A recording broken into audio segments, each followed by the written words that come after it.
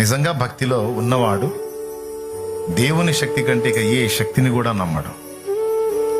నీ రోగం ఎంత శక్తివంతమైందైనా సరే దానికంటే శక్తివంతుడు దేవుడు. నీ సమస్య ఎంత శక్తివంతమైందనే ఆ సమస్య యొక్క శక్తిని నమ్మడు భక్తుడు. సమస్య కంటే గొప్పవాడు ఇక్కడ ఉన్నాడు.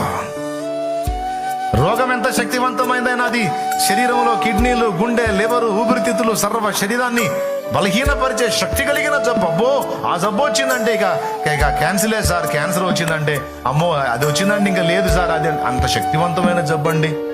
బాడీ అంతా పాడైపోతుందండి, ఇట్లా అయిపోతుంది అట్లా. అబ్బా ఎంత పవర్ఫుల్ రోగం. షుగర్ వచ్చిందంటే ఇంక అంతే సంగతులండి, అంత శక్తివంతమైన జబ్బండి, అన్ని అవయవాలు జడగొట్టేసిద్దండి, ఎంత శక్తివంతమైందో అని రోగము యొక్క శక్తిని గురించి పొగిడి మాట్లాడుకుంటా ఉంటాం మనుషులుగా. కానీ దేవుని వాక్యం, దేవుని భక్తుడు ఏం నమ్ముతాడో తెలుసా? రోగం ఎంత శక్తివంతమైందా, సమస్య ఎంత శక్తివంతమైందైనా దానికంటే శక్తివంతుడు దేవుడు.